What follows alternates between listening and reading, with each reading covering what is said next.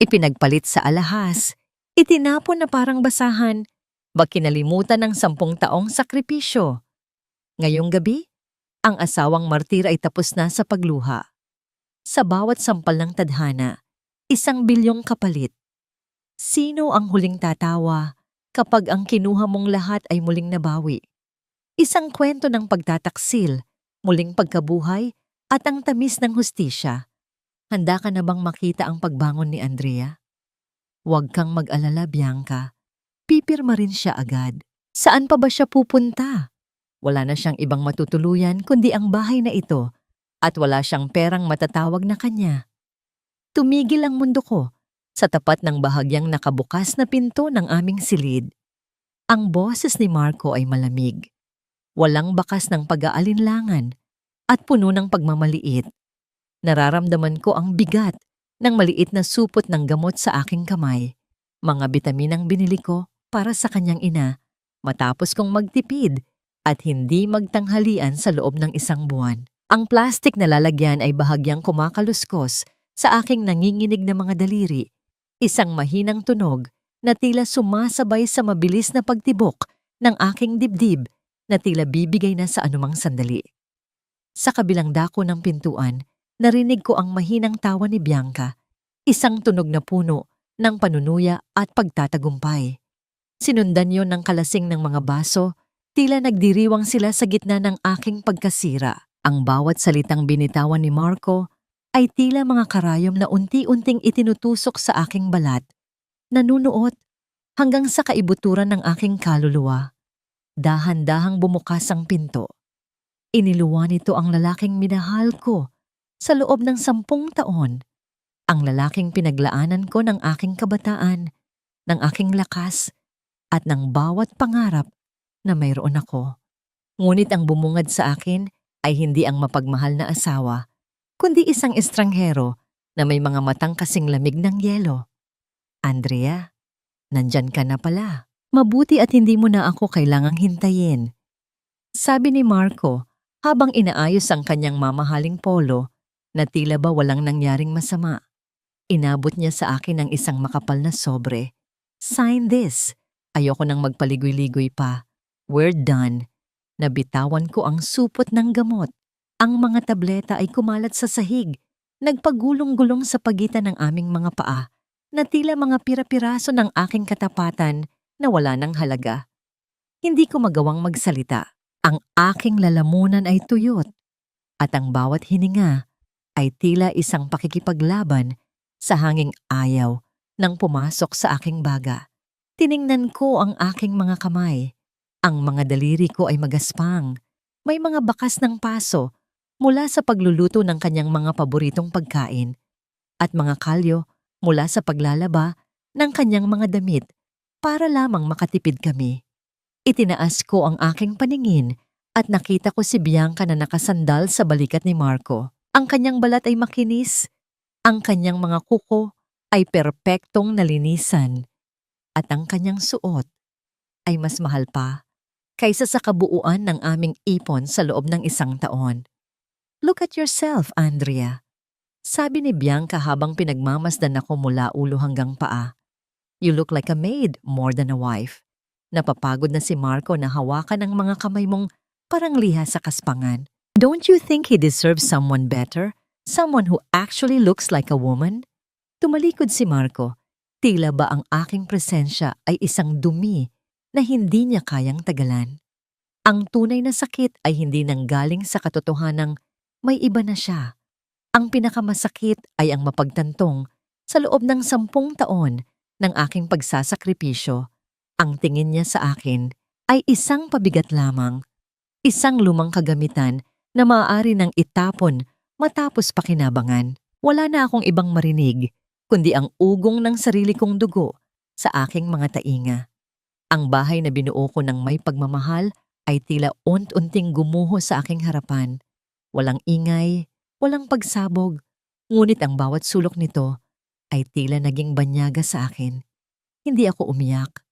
Ang aking mga luha ay tila natuyo na sa tindi ng puot at pighati. Lumabas ako ng bahay bitbit lamang ang aking dangal na pilit kong binubuo Sa gitna ng pagkawasak, sa labas, ang langit ay madilim at ang hangin ay nanunuot sa aking manipis na damit.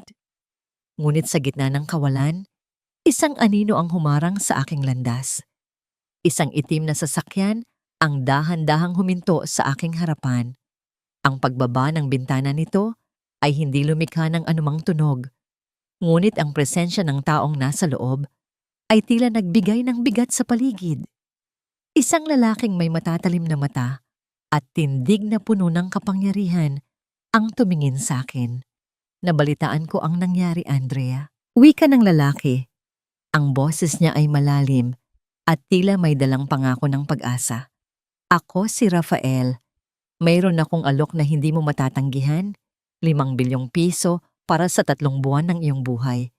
Sapat na ba yun para pawiin ang bawat patak ng pawis at luhang ibinigay mo sa taong hindi ka pinahalagahan? Napatigil ako. Ang lamig ng gabi ay tila napalitan ng isang kakaibang init na nagmumula sa aking dibdib. Tumingin ako sa huling pagkakataon sa bahay na iniwan ko, kung saan masayang nagtatawanan ang 2 taong sumira sa aking buhay. Pagkatapos, muli kong tiningnan si Rafael. Sa dinami-dami ng bagyo na sinuong ko para sa kanya, bakit ako pa ang naiwan sa ulan? Ngunit ngayon, tila may bagong landas na bumubukas sa aking harapan. Ang tanong ay, handa na ba akong maging bahagi ng isang laro kung saan ang tanging kapalit ay ang aking kaluluwa? Ang ulan ay tila mga luha ng langit na nakikiramay sa aking hapdi. Bawat patak nito ay malamig na humahaplos sa aking balat na tila ba gustong hugasan ang dumi ng pagtataksil na iniwan ni Marco. Nanatili akong nakatayo sa tapat ng itim na sasakyan, basang-basa at nanginginig. Hindi dahil sa lamig, kundi dahil sa bigat ng mga salitang binitawan ni Rafael. 5 bilyong piso, isang halagang hindi ko man lang kayang isulat sa aking isipan, ngunit ngayon ay inaalok sa akin kapalit ng 3 buwan ng aking buhay. Pinagmasdan ko si Rafael sa gitna ng kadiliman. Ang kanyang mukha ay tila lilok ng isang sining na walang emosyon, ngunit ang kanyang mga mata ay nagsasalita ng isang pait na pamilyar sa akin. Binuksan niya ang pinto ng sasakyan, isang paanyaya na pumasok sa isang mundong hindi ko kailanman inakalang kabilang ako. Sa pag-upo ko sa malambot na balat ng upuan, ang bango ng mamahaling pabango at ang init ng loob ng sasakyan ay tila isang malupit na paalala kung gaano kalayo ang aking kinalalagyan sa buhay na iniwan ko kanina lamang. Bakit mo ito ginagawa? Ang aking boses ay gumaralgal. Halos hindi marinig sa gitna ng mahinang pagdaloy ng tubig sa labas ng bintana. Hindi ako isang mabuting Samaritano, Andrea. Wika ni Rafael habang diretso ang tingin sa unahan. Bianca is my wife. Or at least, she was supposed to be the woman I trust. Nakita mo ang paraan ng pagtingin niya kay Marco. Iyon ang tingin ng isang babaeng handang magnakaw ng hindi sa kanya. They are playing a game behind our backs, and I don't like losing. Kinuha niya ang isang tablet at ipinakita ang mga larawan ni Marco at Bianca na magkasama sa isang mamahaling resort habang ako ay nasa bahay, nagtitiyaga sa tira-tirang ulam para lamang may maipadala akong pera sa aking nanay na nasa ospital. Ang bawat larawan ay tila isang sampal na muling nagpamuka sa akin ng aking katangahan. I want Marco to suffer financially and I want Bianca to realize that she chose the wrong man. Rafael turned to me, his gaze intense. 3 months, Andrea. Magpapanggap ka na nananatiling tapat na asawa. You will stay in that house, be the martyr wife they expect, while you gather everything I need to strip Marco of his assets. In return, I will give you the life you deserve. 5 billion pesos. Sapat na para sa operasyon ng nanay mo, para sa pag-aaral ng anak mo, at para sa iyong bagong simula. Ang aking puso ay tila isang tambol na mabilis ang pagtibok. Naisip ko ang aking ina na unti-unting nanghihina sa kama ng ospital at ang aking anak na si Toby na nangangarap ng isang maayos na buhay. Sila ang aking lakas, ang tanging dahilan kung bakit ako humihinga pa. Kung tatanggapin ko ito, mawawalan ako ng dangal sa mata ng mga taong makakakita sa aking pagtitiis. Ngunit magkakaroon ako ng kapangyarihang protektahan ang mga mahal ko. Isang malalim na katahimikan ang namayani sa loob ng sasakyan. Ang tanging naririnig ay ang mahinang pag-andar ng makina na tila isang bulong ng tadhana. Tumingin ako sa aking mga palad, ang mga guhit ng aking buhay na puno ng hirap at pagpapakasakit. Pagkatapos, tumingin ako kay Rafael at tumango. I'll do it. Gagawin ko ang lahat ng gusto mo. Muling dinala ako ng sasakyan sa tapat ng aming bahay. Ang mga ilaw sa loob ay nakabukas pa, nagpapakita ng anino ng 2 taong nagsasaya sa gitna ng aking pighati. Pagbaba ko ng sasakyan, ang bawat hakbang ko pabalik sa pintuang iyon ay tila paglalakad sa ibabaw ng nagbabagang uling.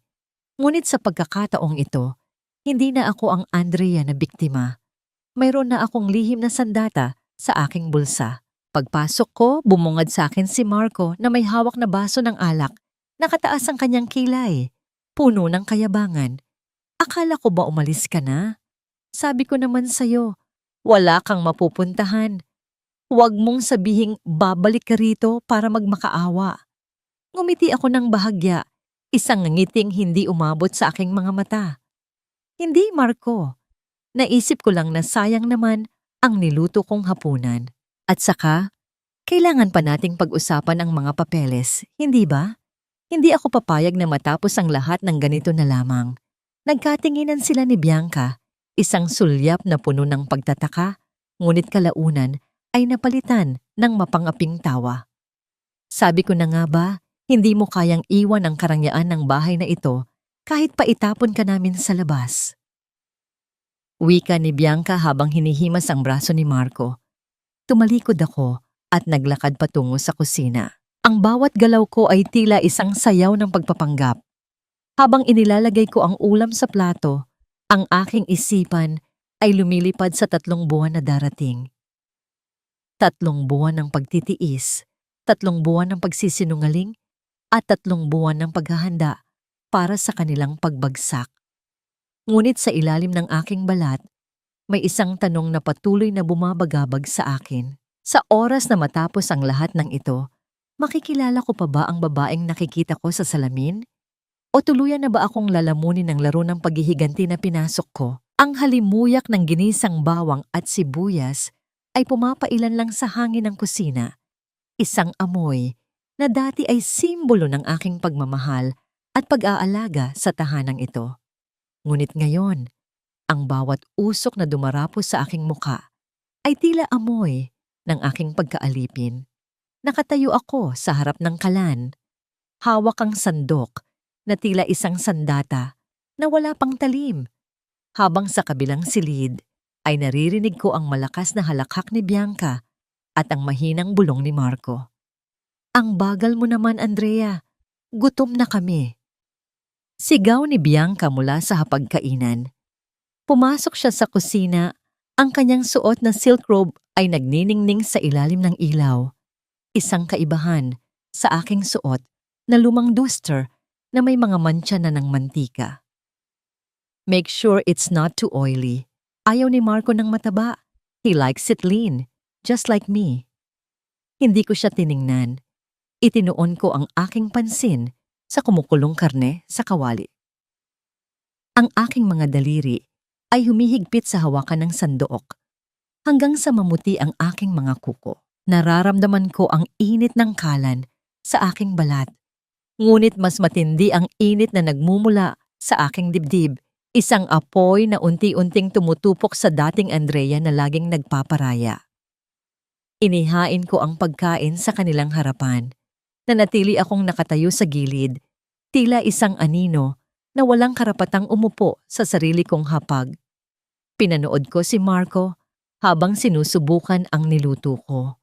Noong una, bawat papuri niya ay sapat na para pawiin ang pagod ko sa buong araw. Ngayon, Ang bawat subo niya ay tila isang nakalalasong paalala ng kanyang pagtataksil. "This is too salty, Andrea. Nawawala ka na ba sa sarili mo?" Reklamo ni Marco sabay bitaw ng kutsara na lumikha ng isang matigas na tunog sa porselanang pinggan. "Kung hindi mo na kayang gawin ang simpleng bagay na ito, baka mas mabuti pang sa labas na lang tayo kumain lagi ni Bianca. You're becoming useless." "I'm sorry, Marco. Marami lang akong iniisip." Mahinang tugon ko. Ang aking boses ay isang patag na tono na walang bakas ng emosyon. Sa ilalim ng mesa, ang aking kanang kamay ay nakakuyom. Ang aking mga kuko ay binaon ko sa aking palad para pigilan ang anumang hikbi na gustong kumawala. "Hayaan mo na siya, babe. Baka depressed lang kasi alam niyang bilang na ang araw niya rito." Panunuyan ni Bianca habang masayang kumakain. Ang kanyang bawat sulyap sa akin ay puno ng tagumpay, tila ba isa akong basura na hinihintay na lang niyang hakutin ng truck. Pagkatapos ng hapunan, habang sila ay abala sa panonood ng telebisyon at paglalambingan sa sopa, dahan-dahan akong pumasok sa silid-aklatan ni Marco.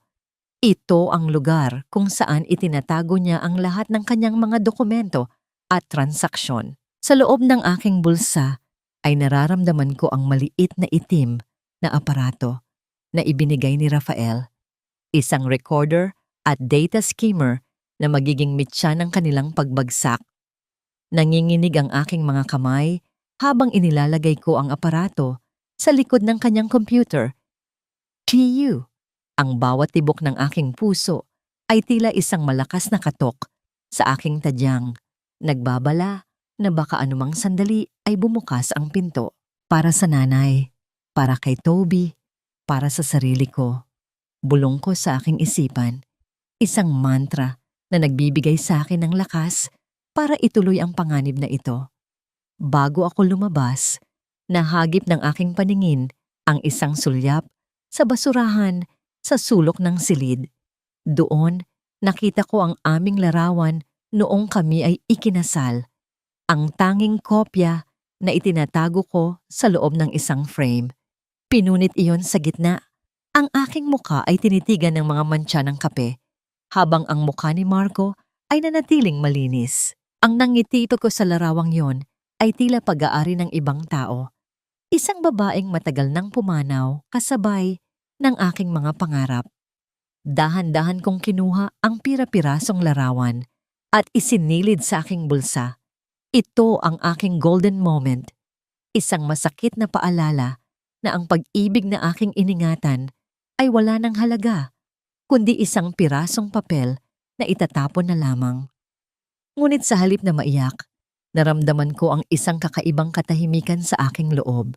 Ang bawat hibla ng aking pagkatao ay unti-unti nang nagbubuklod para sa isang layunin. Lalabas na sana ako nang biglang bumukas ang pinto. Tumambad sa akin si Bianca, ang kanyang mga mata ay naniningkit sa paghihinala. Nakataas ang isa niyang kilay habang pinagmamasdan ang aking bawat kilos. Ang kanyang tingin ay tila isang laser na gustong butasin ang aking bulsa kung saan nakatago ang pira-pirasong larawan at ang sikreto ni Rafael. "Anong ginagawa mo rito, Andrea? Bakit nasa dilim ka?" Tanong niya. Ang kanyang boses ay puno ng lason at pagdududa. Lumapit siya sa akin. Ang bango ng kanyang mamahaling pabango ay tila sumasakal sa hangin ng silid. "May hinahanap ka ba na hindi sa'yo? O baka naman sinusubukan mong magnakaw bago ka tuluyang palayasin?"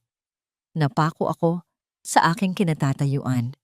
Ang lamig ng aircon sa silid ay tila nagpapatigas sa aking mga kalamnan. Nakita ko ang kanyang tingin na bumaba sa aking bulsa na bahagyang nakaumbok.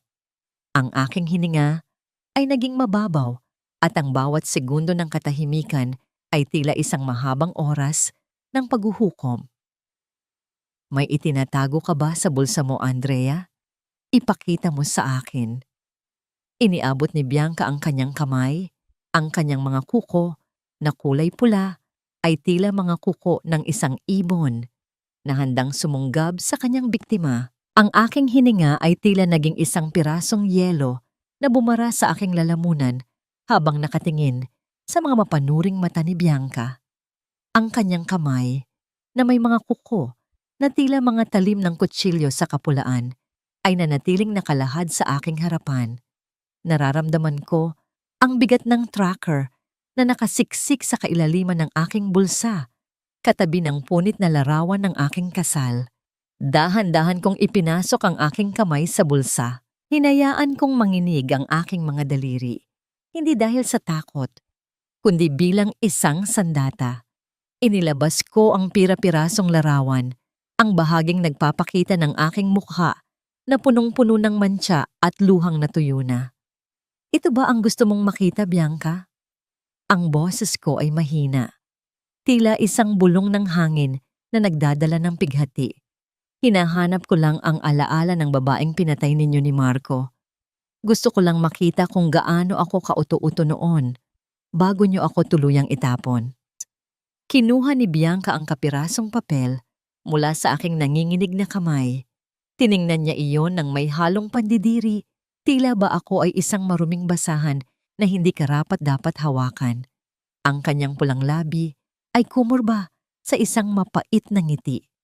At narinig ko ang mahinang tunog ng pagpunit niya sa larawan sa mas maliliit pang piraso. Hinayaan niyang mahulog ang mga ito sa sahig na tila mga talulot ng bulaklak na nalantana. You're so pathetic, Andrea. Akala ko ba matalino ka? 10 taon kang nagbulag-bulagan at hanggang ngayon, ganyan ka pa rin kadesperada? Humakbang siya palapit sa akin. Ang amoy ng kanyang pabango ay tila isang pader na sumasakal sa aking hininga. Huwag mong dungisan ang silid na ito ng drama mo. Get out! Ayokong makita ang pagmumukha mo rito. Tumango ako ng dahan-dahan. Ang aking mga mata ay nakatungo sa sahig upang hindi niya makita ang kislap ng tagumpay sa aking mga balintataw. Sa ilalim ng aking palad, nararamdaman ko pa rin ang matigas na anyo ng tracker na nakatago sa kailaliman ng aking bulsa. Nakaligtas ako. Sa gitna ng kanyang kayabangan, hindi niya napansin na ang larawang iyon ay isang pain lamang. Lumabas ako ng bahay bitbit ang isang lumang payong na may mga butas na sa gilid. Ang ulan ay malakas. Ang bawat patak nito ay tumatama sa bubong ng mga kapitbahay na tila isang marahas na palakpak. Naglakad ako patungo sa dulo ng kalsada, kung saan ang dilim ay mas matindi at ang mga ilaw ng poste ay aandap-andap. Doon, naghihintay ang isang pamilyar na anino sa loob ng isang sasakyang tila bahagi na ng gabi. Pumasok ako sa loob at agad na bumalot sa akin ang katahimikan at ang lamig ng aircon. Si Rafael ay nakaupo sa likuran. Ang kanyang mukha ay bahagyang naiilawan ng liwanag mula sa kanyang cellphone. Hindi siya nagsalita. Ngunit iniabot niya sa akin ang isang mainit na baso ng kape. Ang init nito sa aking mga palad ay tila isang yakap na matagal ko nang hindi nararamdaman. Nakuha mo ba? Ang kanyang boses ay parang bulong ng hangin, malalim at puno ng awtoridad. Inabot ko sa kanya ang maliit na aparato. Nasa loob na ang lahat. Ang bawat login, ang bawat transaksyon ni Marco sa Bianca Real Estate. Hindi nila alam na ang bawat pisong ninanakaw nila ay may bakas na. Pinagmasdan ni Rafael ang aparato bago ito ibulsa. Pagkatapos, tumingin siya sa akin. Sa unang pagkakataon, nakita ko ang isang bahid ng paghanga sa kanyang mga mata. Isang bagay na kailanman ay hindi ko nakita kay Marco. Hindi ko akalain na kaya mong gawin iyon habang nasa harap mo ang babaeng sumira sa iyo. You have ice in your veins, Andrea. Wala na akong luha para sa kanila, Rafael. Tugon ko habang nakatingin sa mga patak ng ulan na gumugulong sa bintana. Ang tanging natitira na lang sa akin ay ang kagustuhang makitang bumagsak ang bawat pader na itinayo nila gamit ang aking mga sakripisyo. Binuksan ni Rafael ang kanyang laptop at ipinakita sa akin ang mga numero, mga graph ng pagbagsak ng stocks ni Marco at ang mga lihim na account na unti-unti na naming napapasok. Sa bawat paliwanag niya, tila nagbubukas ang isang bagong mundo sa aking harapan. Ang wika ng pera, ang sining ng pagtataksil sa negosyo. Ito ang mga sandatang ituturo niya sa akin. Nararamdaman ko ang unti-unting pagbabago sa aking sarili. Ang dating Andrea na marunong lang magluto at maglaba ay unti-unti nang nilalamon ng isang babaeng marunong nang pumatay ng pangarap ng iba sa pamamagitan ng isang click lamang. Ngunit sa gitna ng aming pag-uusap, ang liwanag ng isang papalapit na sasakyan ay tumama sa aming bintana. Ang pintig ng aking puso ay tila tumigil nang makilala ko ang pamilyar na tunog ng makina ng sasakyan ni Marco. Ang puting SUV ay dahan-dahang huminto sa tapat ng sasakyang kinalalagyan namin. Naramdaman ko ang panalamig ng aking mga paa. Ang bintana ng sasakyan ni Marco ay dahan-dahang bumaba at ang kanyang mga mata ay tila naghahanap sa dilim ng gabi. Nakita ko ang kanyang pagkunot ng noo habang tinititigan ang itim na sasakyan ni Rafael. Ang distansya sa pagitan namin ay sapat na para marinig ko ang marahas na pagpintig ng aking sariling dugo sa aking mga tainga. Rafael, aalis na siya sa sasakyan. Bulong ko. Ang aking tinig ay puno ng takot. Tumingin si Rafael sa akin, pagkatapos ay sa bintana. Isang mapanganib na ngiti ang sumilay sa kanyang mga labi, habang dahan-dahan niyang inilalagay ang kanyang kamay sa ibabaw ng aking nanginginig na palad. Sa labas, ang pinto ng sasakyan ni Marco ay bumukas at ang kanyang mga sapatos ay tumama sa basang semento, diretsong naglalakad patungo sa aming kinaroroonan. Ang anino ni Marco ay dahan-dahang lumaki sa bintana ng sasakyan, tila isang madilim na ulap na nagbabadyang magdala ng unos. Nararamdaman ko ang bawat butil ng pawis na namumuo sa aking noo sa kabila ng lamig sa loob ng sasakyan ni Rafael. Ang bawat hakbang ni Marco sa basang semento ay tila isang mabigat na palakpak ng tadhana na nagbabala ng aking katapusan. Ngunit si Rafael ay nanatiling parang estatwa. Ang kanyang kamay sa ibabaw ng sakin ay mainit at matatag, isang tahimik na utos na huwag akong gumalaw. Sa gitna ng kadiliman, nakita ko ang pagbaba ng tingin ni Marco sa madilim na bintana. Ang kanyang mukha ay puno ng paghihinala. Ang kanyang mga mata ay tila gustong butasin ang makapal na tint ng sasakyan. Eksaktong itataas na ni Marco ang kanyang kamay upang kumatok ng biglang umalingaw-ngaw ang tunog ng isang tawag mula sa kanyang bulsa. Isang liwanag ang nagmula sa kanyang cellphone, sapat na upang makita ko ang pangalan ni Bianca sa screen. Isang marahas na buntong hininga ang kumawala sa kanya at sa isang iglap, tumalikod siya at mabilis na naglakad pabalik sa aming bahay habang may kinakausap sa telepono. Huminga ka, Andrea. Mahinang wika ni Rafael. Hindi pa ngayon ang oras ng paghaharap. Bumalik ka na sa loob. Ang susunod na bagyo ay hindi nanggagaling sa labas, kundi sa loob mismo ng iyong tahanan. Hindi ko lubos na naunawaan ang kanyang sinabi hanggang sa muli akong makapasok sa pintuan ng aming bahay. Ang amoy ng mamahaling insenso ay sumalubong sa akin, ngunit hindi iyon mula kay Bianca. Sa gitna ng sala, nakaupo sa paborito kong silya ang biyenan kong si Nanay Elena. Ang kanyang mukha ay tila isang tuyong lupa na puno ng mga ukit ng mapait na karanasan at ang kanyang mga mata ay matalim na nakatitig sa akin. Saan ka nanggaling, Andrea? Oras na ng gabi at ang isang disenteng asawa ay dapat na nasa tabi ng kanyang asawa, lalo na't may pinagdaraanan si Marco. Ang boses ni Nanay Elena ay puno ng awtoridad, ang boses na 10 taon kong sinunod nang walang reklamo. Lumabas lang po ako para kumuha ng hangin, Nay. Mahinang tugon ko habang naglalakad patungo sa kusina para kumuha ng tubig. Ang aking mga binti ay tila gawa sa jelly, nanghihina sa bawat hakbang. Hangin o naghahanap ng paraan para gumawa ng eksena? Tumayo ang matanda at lumapit sa akin. Ang bawat hakbang niya ay tila isang paghatol. Sinabi sa akin ni Marco ang tungkol sa paghihiwalay ninyo.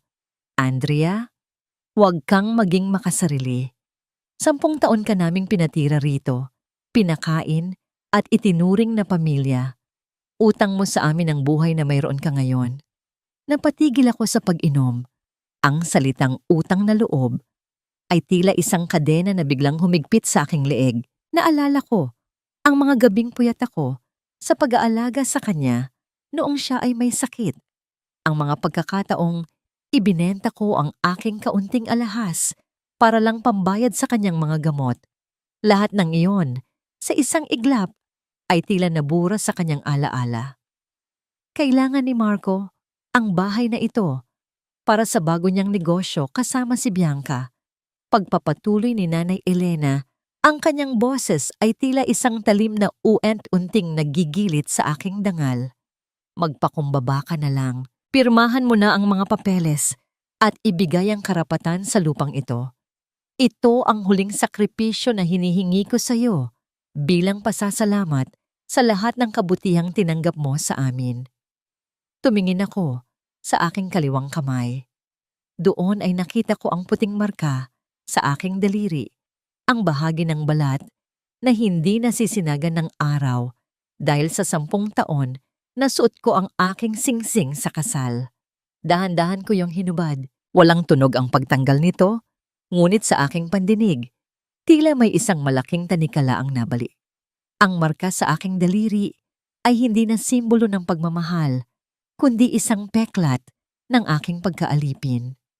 Ang kabutihan po ay hindi binabayaran ng sariling buhay. Nay, ang aking boses ay hindi na nanginginig. Ito ay malalim, matatag, at puno ng isang kakaibang kapayapaan. 10 taon ko na pong binayaran ng utang na sinasabi ninyo. Ang bawat patak ng aking pawis at bawat luhang inilihim ko, sapat na yon para palayain ang sarili ko sa inyo. Iniwan ko siyang nakatayo doon, tulala at hindi makapaniwala sa aking pagsagot. Pagpasok ko sa aking maliit na silid, naramdaman ko ang pag-vibrate ng aking cellphone sa bulsa. Isang mensahe mula kay Rafael ang bumungad sa akin. Nagsimula na ang paglipat ng mga pondo. Bukas, makikita mo ang unang bitak sa kanilang kaharian. Matulog ka ng mahimbing, Andrea. Ang bukas ay hindi na para sa kanila.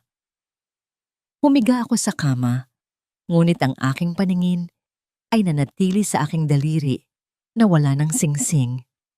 Ang hapdi ng kawalan ay uent-unting napapalitan ng isang mainit na pakiramdam ng pag-asa. Sa kauna-unahang pagkakataon, hindi ako natatakot sa dilim ng silid. Ang sikat ng araw na tumatama sa bintana ng kusina ay tila walang pakiramdam, pilit na nagbibigay ng liwanag sa isang bahay na puno ng kadiliman at lihim. Maaga akong nagising upang ihanda ang agahan, ngunit ang aking bawat kilos ay hindi na dahil sa tungkulin, kundi bahagi na ng aking pagtatanghal. Habang hinihiwa ko ang mga kamatis, naramdaman ko ang presensya ni Bianca sa aking likuran. Ang kanyang mga hakbang ay banayad, ngunit ang hanging dala niya ay puno ng kayabangan. Andrea, ayoko nang magpaligoy-ligoy pa, wika niya habang inilalapag ang isang asul na folder sa ibabaw ng lamesa. I want you to sign this. It's a waiver for Toby's custody. Kapag napirmahan mo na ito, bibigyan ka ni Marco ng sapat na pera para makapagsimula ka sa probinsya. Ayaw naming lumaki ang bata na nakakakita ng nanay na mukhang katulong. Tumigil ang aking kamay sa paghiwa. Ang talim ng kutsilyo ay bumaon sa kahoy na sangkalan. Ang sakit na naramdaman ko ay hindi na nagmula sa aking puso, kundi sa aking sikmura, isang matinding pagkamuhi na halos magpasuka sa akin. Gusto nilang kunin ang kaisa-isang kayamanan ko. Gusto nilang itanggi sa akin ang aking pagiging ina, pagkatapos nilang nakawin ang aking pagiging asawa. Dahan-dahan akong humarap sa kanya. Pinilit kong mangatal ang aking labi at hayaang mamuo ang luha sa aking mga mata. Gusto niyo pati ang anak ko kukunin ninyo? Bianca, ibinigay ko na ang lahat. Wala na ba kayong ititira sa akin? Ang aking boses ay sadyang ginawa kong paos at basag, ang perpektong imahe ng isang babaeng malapit ng sumuko. Don't be dramatic, Andrea. It's for the best. Isipin mo na lang ang kinabukasan ng bata. Sabi niya habang tinitingnan ang kanyang sarili sa salamin ng kanyang compact powder. Dahil sa aking pagkawasak, naging kampante siya. Inilapag niya ang kanyang mamahaling cellphone sa mesa upang ayusin ang kanyang buhok, hindi alintana na nakabukas ang screen nito. Habang nagpapanggap akong humihikbi at nakatungo, mabilis kong sinulyapan ang kanyang telepono. Isang notification ang lumabas. Isang mensahe mula sa isang bank account na hindi pamilyar. Transfer successful. 2 milyong piso to Paulo. Isang ngiti ang muntik nang kumawala sa aking mga labi. Alam ko kung sino ang Paulo na yon. Ang lalaking madalas niyang kausap ng palihim sa hardin. Bianca is not just stealing Marco from me. She's stealing Marco's money for someone else. I need time to think, Bianca. Mahinang sabi ko habang pinupunasan ang aking mga mata. You have until tonight, Andrea. Huwag mong subukan ang pasensya ni Marco. Banta niya bago lumabas ng kusina. Iniwan ang amoy ng kanyang masangsang na tagumpay. Nang sumapit ang hapunan, inihanda ko ang pinakapaboritong pagkain ni Marco. Ang kare-kare na ang niluto ko ng may buong pag-iingat. Ang malapot na sarsa ng mani ay kumintab sa ilalim ng ilaw ng chandelier. Tila ba ito ay ginto na nagkukubli ng lason sa loob ng bawat sangkap. Sa bawat pag-ikot ng aking sandok, naaalala ko ang mga turo ni Rafael tungkol sa sining ng paghihiganti. Kailangang busugin ang kalaban sa huwad na seguridad bago sila tuluyang gutumin sa katotohanan. Wow, kare-kare, mukhang sinusubukan mong bawiin ang loob ko, Andrea. Panunuya ni Marco habang nilalagyan ng bagoong ang kanyang pinggan. Masarap, ha? Siguro kung ganito ka lagi kaayos magsilbi, hindi tayo abot sa ganito. Gusto ko lang na maging maayos ang lahat bago ako magdesisyon, Marco. Sagot ko nang may malumanay na tinig, habang maingat kong isinisilbi ang mainit na kanin. Mula sa aking kinatatayuan, nakita ko si Bianca na lihim na nagmamaktol. Tila naiinis na nakukuha ko ang atensyon ni Marco, kahit sa pamamagitan lamang ng pagkain. Mabuti naman at natauhan ka na. Listen, Andrea, kapag pinirmahan mo na ang waiver ni Toby, I promise to give you a generous settlement. Hindi kita pababayaan. Sabi ni Marco. Ang kanyang boses ay puno ng condescension. Tila ba ako ay isang batang binibigyan ng candy para tumigil sa pag-iyak. Thank you, Marco. I really appreciate it. Tugon ko. Sa loob-loob ko, naduduwal ako sa sarili kong mga salita. Ngunit ang bawat thank you ay isang hakbang palapit sa kailaliman ng kanilang hukay habang masayang kumakain ang dalawa at nagpaplano para sa kanilang susunod na bakasyon sa Paris. Ang katahimikan ng gabi ay nabasag ng pag-ilaw ng cellphone ni Marco na nasa ibabaw ng mesa. Ang mahinang paggalaw ng telepono sa matigas na kahoy ay naging hudyat ng pagbabago ng ihip ng hangin. Kinuha ni Marco ang telepono. Ang kanyang mukha na kanina ay puno ng sigla ay biglang naging maputla.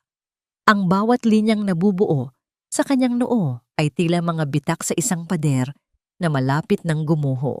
Ang kanyang mga mata ay nanlaki habang binabasa ang isang email mula sa Bureau of Internal Revenue at mula sa kanyang head accountant. Anong problema, babe? Tanong ni Bianca. Ang kanyang tinig ay puno ng pag-aalala na may halong inis dahil naputol ang kanilang usapan. Hindi sumagot si Marco. Ang kanyang kamay na hawak ang telepono ay nagsimulang mangatal. Ang bawat paghinga niya ay naging mabigat. Tila ba ang hangin sa loob ng silid ay biglang naging siksik at mahirap lang hapin. Marco? You're scaring me. Ano ba yun? Muling tanong ni Bianca. Hinawakan niya ang braso ni Marco, ngunit marahas itong iwinaksi ng lalaki. An audit. A full-blown financial audit. Bulong ni Marco. Ang kanyang boses ay tila galing sa ilalim ng lupa. Freeze ang lahat ng corporate accounts ko. Suspended ang lahat ng mga transaksyon ng kumpanya dahil sa discrepancy sa mga pondo na ipinasa sa Bianca Real Estate. Paano nangyari ito? Ngayon pa, naramdaman ko ang mabilis na pagtibok ng aking puso. Hindi dahil sa takot, kundi dahil sa matinding kagalakan na pilit kong itinatago sa likod ng aking maskara ng pag-aalala. Tumingin ako kay Bianca at nakita ko ang panlilisik ng kanyang mga mata. Alam ko ang iniisip niya, ang 2 milyong piso na palihim niyang inilipat kay Paulo ay malamang na isa sa mga mitsyang nagpasabog sa bombang ito. Marco, anong ibig mong sabihin? Paanong mawawalan tayo ng pera? Halos mag-hysterical na si Bianca. Ang kanyang pagiging reyna ay biglang naglaho at napalitan ng isang desperadang babae. Tumingin sa akin si Marco. Ang kanyang mga mata ay puno ng pagdududa at galit. Ngunit wala siyang makita sa aking mukha, kundi ang isang inosenteng asawang tila walang kamuwang-muwang sa nangyayari. Ang kanyang kaharian ay nagsisimula na ring mayumak at ang tanging naririnig ko ay ang matamis na bulong ng paparating na hustisya. Andrea, wika ni Marco. Ang kanyang boses ay nagbabanta. May kinalaman ka ba rito? Ano bang sinasabi mo, Marco? Accountant ba ako para pakialaman ang mga numero sa kumpanya mo? Ang aking boses ay isang mahinang panginginig, puno ng huwad na pagkalito, habang ang aking mga mata ay pilit na nagpapakita ng takot. Ni hindi ko nga alam kung paano mag-transfer ng pera sa bangko. 'Di ba? Ikaw ang laging nagsasabi na wala akong alam sa mundo, kundi ang kusinang ito. Tumitig sa akin si Marco. Ang kanyang mga mata ay naniningkit sa paghahanap ng anumang bitak sa aking maskara, ngunit wala siyang nakita, kundi ang isang babaeng tila malapit ng gumuho ang mundo dahil sa kanyang galit. Marahas niyang iwinaksi ang kanyang kamay sa ibabaw ng lamesa, dahilan upang ang mga kubyertos ay magtalbugan at ang baso ng tubig ay tumumba. Unti-unting binabasa ang puting mantel na tila ba isang mantsa na hindi na mabubura. Babe, huwag mo siyang pakinggan. Baka gumagawa lang siya ng eksena para hindi mo siya palayasin. Sigaw ni Bianca. Ang kanyang boses ay mataas at puno ng nerbiyos. Ngunit nakita ko ang bahid ng takot sa kanyang mga mata nang sulyapan niya ang kanyang sariling cellphone. Tumahimik ka, Bianca! Bulyaw ni Marco. Ang sabi sa email, ang discrepancies ay nanggaling sa Bianca Real Estate. Ikaw ang humawak ng pondo para sa expansion. Kung may nagnakaw sa loob, ikaw ang dapat managot. Ang pagtitiwala na tila kasing tibay ng bakal kanina ay biglang nagmistulang marupok na salamin. Pinanood ko silang mag-asaran. Ang bawat salitang binitawan nila ay tila mga palasong may laso na tumatama sa isa't isa. Ito ang unang pagkakataon na nakita ko silang hindi magkakampi at ang tamis ng sandaling iyon ay mas masarap pa kaysa sa anumang pagkaing inihain ko sa hapag na ito. Nang sumapit ang hating gabi at ang bahay ay binalot na ng tensyon at bigat, dahan-dahan akong lumabas patungo sa hardin. Ang hangin ay malamig, humahaplos sa aking balat na tila isang paalala na malaya na ang aking kaluluwa kahit ang katawan ko ay narito pa rin. Sa dulo ng madilim na pasilyo, naghihintay ang isang itim na sasakyan, ang kanlungan ng aking mga plano. Pagpasok ko, bumungad sa akin si Rafael. Nakasandal siya sa upuan, ang kanyang mga kamay ay magkasalikop at ang kanyang tingin ay diretso sa labas. Sa tabi niya ay may isang malaking kahon na nakabalot sa mamahaling papel. Nagsimula na ang lamat sa pagitan nila, Andrea. Wika ni Rafael nang hindi tumitingin sa akin. Ang galit ay mas mabilis kumalat kaysa sa pag-ibig, lalo na kung pera na ang nakataya. Handa ka na ba para sa susunod na hakbang? Anong nasa loob nito? Tanong ko habang itinuturo ang kahon. Iyan ang iyong baluti. Sagot niya habang dahan-dahang binubuksan ng kahon. Isang damit na kulay hating gabi, yari sa tilang tila dumadaloy na tubig at nagniningning sa ilalim ng mahinang ilaw ng sasakyan. Bukas ay may malaking pagtitipon ang mga investors. Nais ni Marco na humingi ng tulong sa kanila para maisalba ang kumpanya niya. Pupunta ka doon, hindi bilang asawang martir, kundi bilang isang babaeng hindi nila makikilala. Inabot ko ang tela. Ang lambot nito sa aking magaspang na palad ay tila isang insulto sa nakaraan at isang pangako para sa kinabukasan. Sa loob ng kahon ay meron ding isang folder. Punong-puno ito ng mga larawan ni Bianca at ng isang lalaking nagngangalang Paulo, mga ebidensya ng paglilipat ng pera at mga lihim na pagtatagpo sa mga hotel na hindi alam ni Marco. Ito ang mitya na tuluyang susunog sa kanila. Bulong ko. Gamitin mo yan sa tamang oras, Andrea. Paalala ni Rafael. Ang paghihiganti ay parang alak. Mas masarap kapag hinayaang tumanda at inumin sa dahan-dahang paraan. Nang lalabas na ako ng sasakyan, naramdaman ko ang mabilis na pagtibok ng aking puso. Ngunit sa pagkakataong ito, hindi ito dahil sa takot. Ito ay dahil sa pananabik. Bit-bit ang folder at ang bagong damit. Dahan-dahan akong naglakad pabalik sa madilim na pasilyo ng bahay. Ngunit pagdating ko sa pinto ng aking silid, natigilan ako. Nakatayo doon si Bianca, nakasandal sa pader at may hawak na baso ng alak. Ang kanyang mga mata ay nanlilisik at ang kanyang tingin ay nakatuon sa folder na hawak ko. Ang bango ng kanyang alak ay humahalo sa amoy ng panganib na nakapalibot sa amin. Saan ka nanggaling, Andrea? At anong itinatago mo sa folder na yan? Ang kanyang boses ay tila isang kaskas ng kutsilyo sa sahig, puno ng banta at pagdududa. Lumapit siya sa akin. Ang kanyang mga hakbang ay tila isang mandaragit na nakahanap na ng kanyang biktima. Hindi ka na ang dating Andrea na kilala ko. Sino ang kinalaliman mo sa labas ng bahay na ito? Ang distansya sa pagitan namin ay naglaho. Nararamdaman ko ang kanyang hininga sa aking muka. Sa isang iglap, iniabot niya ang kanyang kamay upang agawin ang folder at ang tanging naghihiwalay sa aking sikreto at sa kanyang galit ay ang aking mahigpit na pagkakahawak sa katotohanang hawak ko na ngayon ang kanyang leeg. Hinawakan ko ng mahigpit ang kahon ng damit. Ginamit itong panangga sa pagitan namin ni Bianca. Ang tibok ng aking puso ay tila isang mabilis na pagtambol na naririnig ko hanggang sa aking mga tainga. Ngunit pinanatili ko ang aking paningin na matatag. Hindi ko hahayaang makita niya ang anumang bakas ng takot.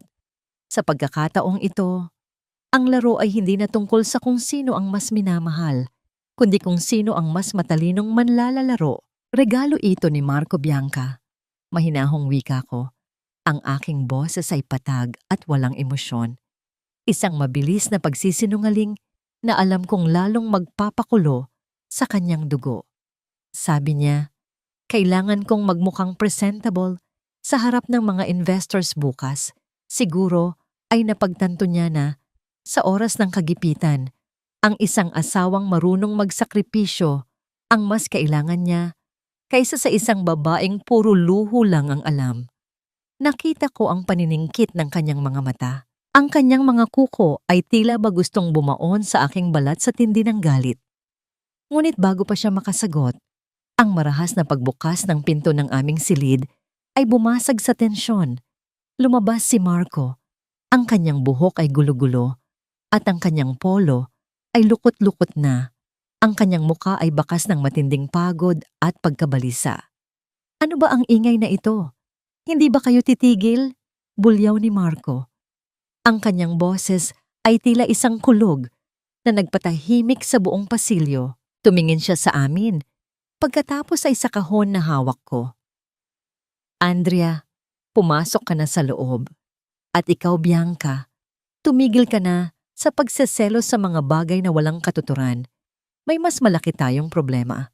Nang sumunod na umaga, ang katahimikan ng mansyon ay nabasag hindi ng tilaok ng manok, kundi ng marahas na katok sa aming pintuan. Pagbukas ko, bumungad ang ilang lalaking nakabarong, bit-bit ang mga legal na dokumento at ang isang sheriff. Sa likod nila ay ang aming mga kapitbahay. ang mga tsismosa ng subdivision na nakasilip at tila naghihintay ng malaking balita. Ang mansyon ay opisyal na nililegalize at isa sa ilalim sa foreclosure.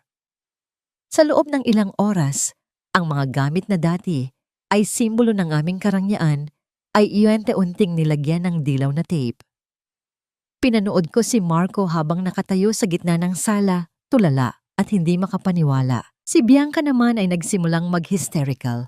Isinisigaw ang kanyang mga karapatan habang pilit na isinisilid sa kanyang mamahaling bag ang mga alahas na nakuha niya kay Marco. Hindi maaari ito.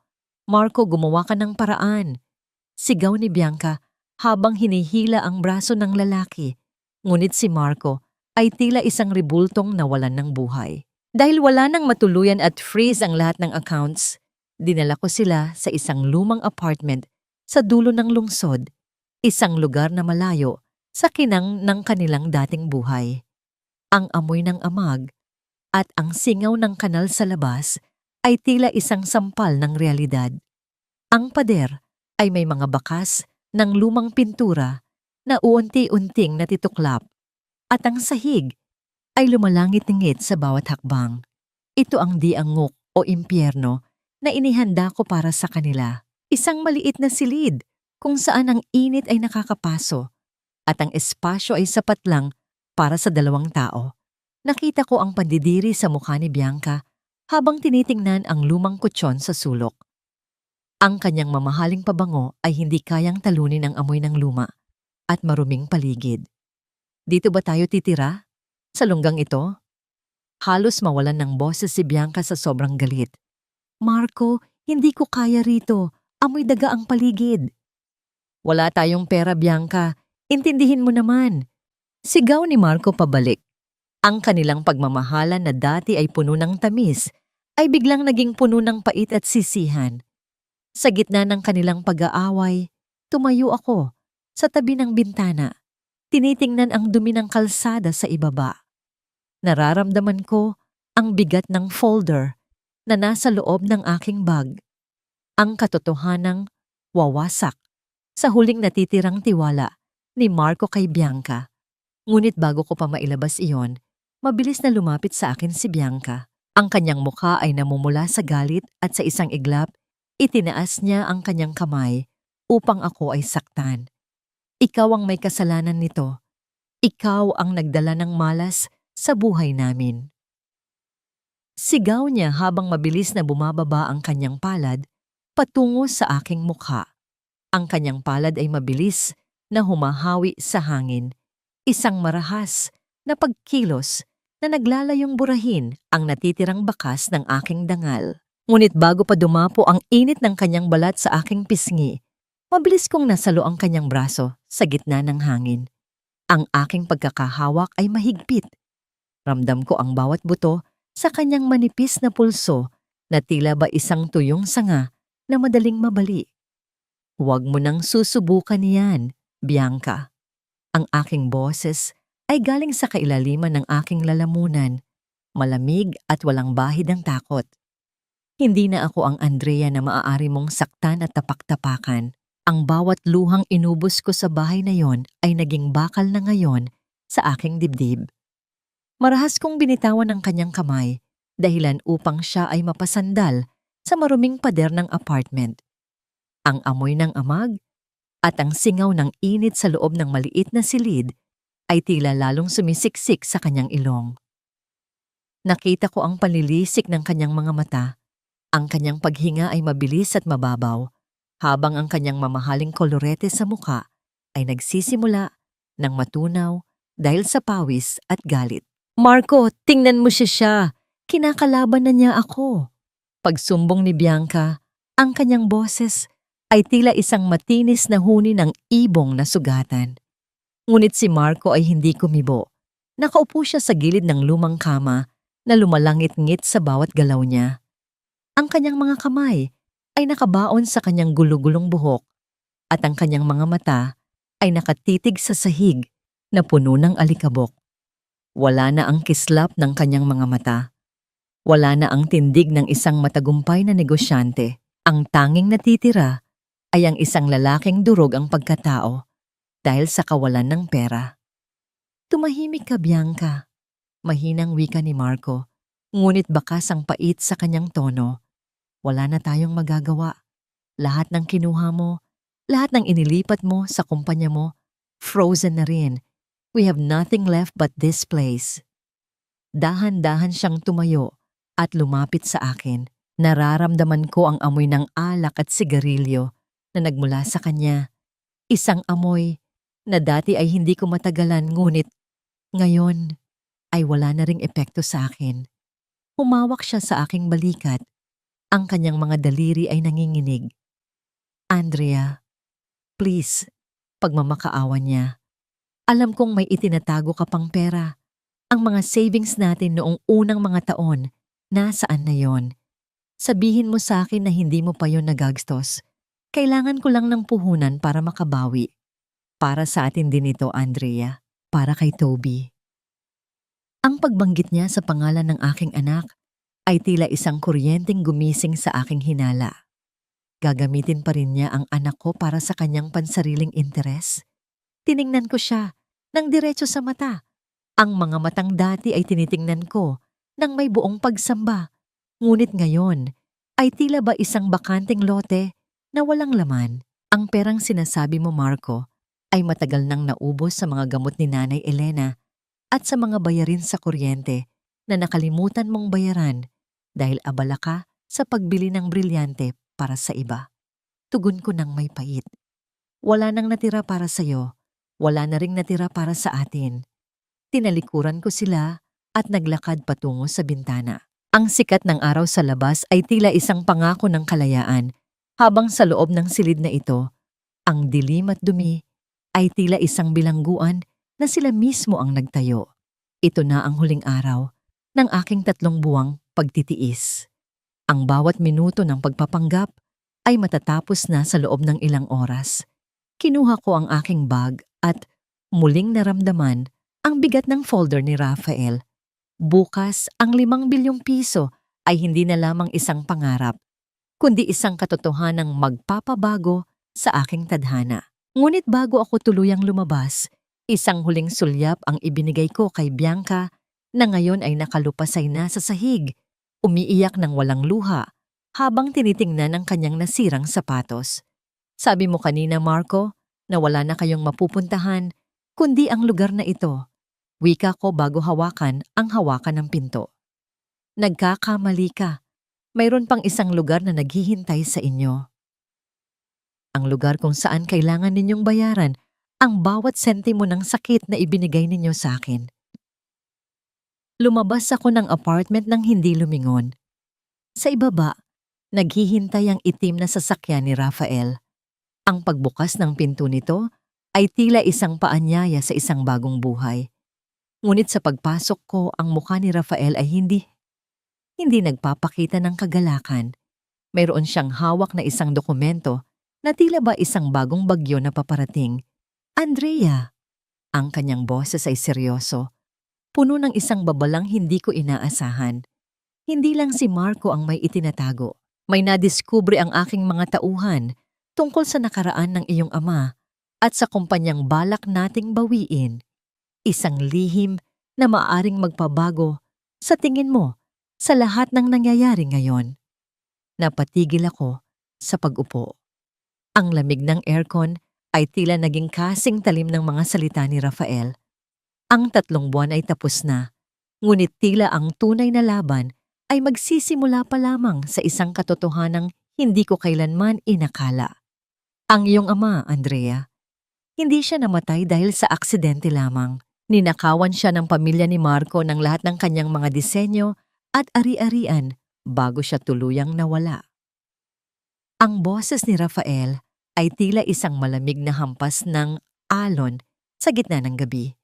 Habang binabasa ko ang mga nalumang dokumentong hawak niya, ang bawat salitang nakasulat sa kupas na papel ay tila mga anino ng nakaraan na humihingi ng katarungan. Ang aking ama, na namatay sa hirap at pighati, ay biktima pala ng pamilyang pinagsilbihan ko sa loob ng 10 taon. Ang bawat patak ng pawis na ibinigay ko sa mansyong yon ay tila naging lason sa aking mga ugat. Ngayong gabi, ang bawat pighati ay magiging apoy. Nakatayo ako sa harap ng salamin sa loob ng marangyang suite ng hotel. Ang suot kong damit na kulay hating gabi ay yumayakap sa aking katawan na tila isang baluti. Ang bawat tahi nito ay pulido. Ang tela ay nagniningning sa ilalim ng gintong liwanag ng chandelier. Hindi ko na makilala ang babaeng nasa harap ko. Wala na ang Andrea na may magaspang na kamay at balat na amoy kusina. Ang nasa harap ko ngayon ay isang reynang handang bawiin ang kanyang kaharian. "You look like the justice your father never had," wika ni Rafael mula sa likuran ko. Inayos niya ang isang kwintas na brilyante sa aking leeg. Ang lamig ng hiyas ay tila nanunuot sa aking dibdib. "Let's go. The world is waiting for the new chairman of the board." Ang bulwagan ng hotel ay punong-puno ng mga taong mayayaman at makapangyarihan. Ang bango ng mga mamahaling bulaklak ay humahalo sa amoy ng alak at tagumpay. Sa dulo ng silid, nakita ko sila. Si Marco, na nakasuot ng kanyang lumang suit na pilit na inayos, at si Bianca, na pilit ding nagmumukhang elegante sa kabila ng kanyang pamumutla. Nakatayo sila sa gilid, naghahanap ng sinumang investor na pakikinggan ang kanilang mga kasinungalingan. "Please, mister. Kailangan lang namin ng konting panahon para maayos ang mga accounts." Naririnig kong pakiusap ni Marco sa isang matandang negosyante. Ang kanyang boses ay puno ng desperasyon, malayo sa mapagmataas na boses na laging naririnig ko sa bahay. Dahan-dahan akong naglakad patungo sa gitna ng bulwagan. Ang bawat hakbang ko sa makapal na alpombra ay tila isang mabigat na pahayag. Ang mga usapan ay unti-unting huminto. Ang bawat mata ay nakatuon sa aking kinaroroonan. Naramdaman ko ang paninigas ng katawan ni Marco nang dumaan ako sa kanyang harapan. Hindi niya ako nakilala agad, ngunit ang amoy ng aking pabango ay tila nagbigay sa kanya ng isang pamilyar na pangamba. "Ladies and gentlemen," ang boses ng host ay umalingaw-ngaw sa buong silid. Nais kong ipakilala ang bagong may-ari ng Primecrest Holdings, ang kumpanyang nakabili sa lahat ng assets ng Marco Real Estate, ang ating bagong chairman, Miss Andrea Villaluna. Ang katahimikan sa bulwagan ay naging kasing bigat ng tingga. Dahan-dahan akong humarap sa kanila. Ang aking tingin ay diretso kay Marco. Nakita ko ang pagbagsak ng kanyang panga, ang unti-unting pagkawala ng kulay sa kanyang mukha hanggang sa magmukha siyang isang bangkay na nakakatayo. Si Bianca naman ay tila nanigas. Ang baso ng alak na hawak niya ay dahan-dahang nadulas sa kanyang mga daliri at nabasag sa sahig. Ang likido ay kumalat na tila dugo sa puting marmol. "Andrea?" Ang bulong ni Marco ay tila galing sa ilalim ng lupa. Ang kanyang mga mata ay nanlalaki sa gulat at hindi makapaniwala. Anong ibig sabihin nito?" Naglakad ako paakyat sa entablado. Ang bawat segundo ng aking pag-akyat ay tila isang 10 taon ng aking pagtitiis na natatapos na. Humawak ako sa mikropono. Ang aking mga kamay ay matatag at hindi na nanginginig. Tumingin ako sa lahat ng taong naroroon, ngunit ang aking mensahe ay para lamang sa 2 tao sa harap ko. Ang aking ama ay namatay na pangarap lang ang baon. Ang aking boses ay malinaw at puno ng kapangyarihan sa buong bulwagan. Ngunit ngayon, ang pangarap na yon ay muling nabuhay. Ang kumpanyang itinayo ninyo sa ibabaw ng kanyang mga luha ay akin na ngayon. Marco, Bianca, salamat sa 3 buwan na ibinigay ninyo sa akin. Dahil doon, natutunan kong ang pinakamatamis na tagumpay ay hindi nakukuha sa pag-ibig, kundi sa pagbawi ng lahat ng ninakaw ninyo. Bumaba ako sa entablado at lumapit sa kanila. Ang mga security guard ay dahan-dahang pumaligid sa kanila, isang tahimik na hudyat na hindi na sila kabilang sa mundong ito. Tumingin ako kay Bianca na ngayon ay nanginginig sa galit at hiya. "Ang 5 bilyong piso na hinahanap mo, Marco? Nagamit ko na para bilhin ang iyong buhay. Bulong ko sa kanyang tainga. Sapat na para siya lang ang makarinig. Ngunit sa gitna ng aking tagumpay, isang pulis ang pumasok sa bulwagan at lumapit sa amin. Ang kanyang mukha ay seryoso habang may hawak na warrant of arrest.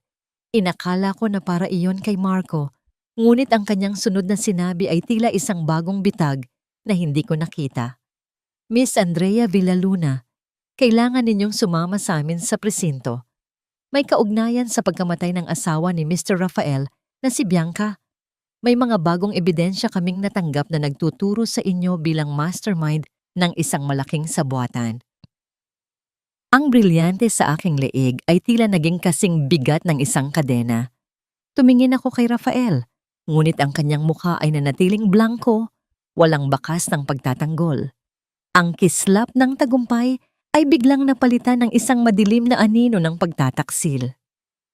Ang bawat pintig ng aking puso ay tila isang marahas na paghampas sa loob ng aking dibdib habang nakatitig sa malamig na mukha ng pulis. Ang brilyante sa aking leeg, na kanina ay simbolo ng aking tagumpay, ay tila naging isang sakal na unti-unting pinuputol ang aking hininga. Tumingin ako kay Rafael, naghahanap ng kahit isang sulyap ng pagtatanggol, ngunit ang kanyang mga mata ay nanatiling kasing lamig ng marmol sa bulwagang ito. Andrea Villaluna, sumama ka na sa amin ng mahinahon. Ulit ng pulis, ang kanyang kamay ay dahan-dahang gumagalaw patungo sa kanyang baywang. Sa gilid ng aking paningin, nakita ko ang biglang pagbabago sa mukha ni Marco. Ang kaninang takot at gulat ay napalitan ng isang mapanganib na ngiti. Ang kanyang balikat ay dahan-dahang tumuwid at narinig ko ang kanyang mahinang tawa, isang tunog na puno ng lason at panunuya. Akala mo ba ay ganoon lang kadali iyon, Andrea? Ang boses ni Marco ay muling bumalik sa dating kayabangan. You think you can just take everything I built? Bianca and I knew someone was helping you. We just didn't know it was Rafael. Pero nagkamali kayo ng kinalaban. Lahat ng ebidensya ng sabuatan ninyo, nasa amin na. Naramdaman ko ang panlalambot ng aking mga tuhod. Tumingin ako kay Bianca, na ngayon ay nagpupunas ng kanyang pekeng luha habang nakasandal kay Marco. Ang bawat hibla ng aking pagkatao ay tila sumisigaw ng kawalan ng katarungan. 10 taon akong naging tapat, 3 buwan akong nagtiis sa hirap, at sa huling sandali, ang lahat ba ng ito ay mauuwi lang sa likod ng rehas? Ngunit sa gitna ng aking kawalan ng pag-asa, narinig ko ang mahinang paghakbang ni Rafael. Huminto siya sa gitna namin. Ang kanyang tindig ay puno ng awtoridad na tila ba siya ang may-ari ng buong tadhana sa gabing ito. Officer, bago ninyo dalhin si Miss Villaluna, baka gusto ninyong tingnan ang folder na ito. Wika ni Rafael, ang boses niya ay kalmado, ngunit may dalang bigat ng katotohanan. Iniabot niya ang isang asul na envelope sa pulis. Ang sinasabi ninyong mastermind ng sabuatan ay hindi si Andrea. Ang folder na yan ay naglalaman ng mga orihinal na bank transfer ni Bianca Real Estate patungo sa isang offshore account sa pangalan ni Paulo, ang lalaking inutusan ni na Marco at Bianca na pumatay sa aking asawa upang makuha ang insurance money nito. Ang katahimikan sa bulwagan ay naging kasing talim ng isang punyal. Ang nangiti sa labi ni Marco ay biglang naglaho, napalitan ng isang mukhang tila nakakita ng multo. Si Bianca ay napaatras, ang kanyang mga mata ay nanlilisik sa takot, habang ang kanyang nanginginig na kamay ay pilit na tinatakpan ng kanyang bibig. Anong sinasabi mo, Rafael? Wala kaming kinalaman sa asawa mo. Sigaw ni Bianca. Ang kanyang boses ay tila isang kaskas ng maruming bakal. Huli na ang lahat, Bianca. Tugon ni Rafael habang tinitingnan ang dalawa ng may matinding puot. Paulo already confessed. Lahat ng ebidensya ng pagtataksil ninyo sa akin, kay Andrea, at sa batas, ay nandyan na. Ang warrant na hawak ng pulis ay hindi para kay Andrea. Ito ay para sa inyong dalawa. Dahan-dahang lumapit ang mga pulis kay Marco at Bianca. Ang tunay na liwanag ng katarungan ay nagsimula ng magningning.